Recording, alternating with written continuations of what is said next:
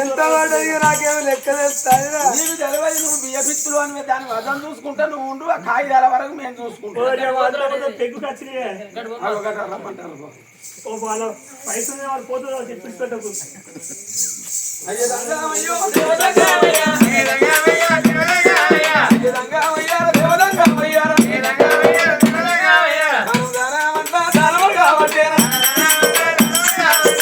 ఆనాడు లోకాల శంకరుడు దానము అని అడుక్కోని కనుకనేమి అయ్యో ఆ బిడ్డ మైవరు ఆనాడే కోరుకోలేదా వారి నాకు 7 ఆకులు వస్తాయి నీకు 3 ఆకులు వస్తే నీ మదం ఉంగదొక్కుతానన్నది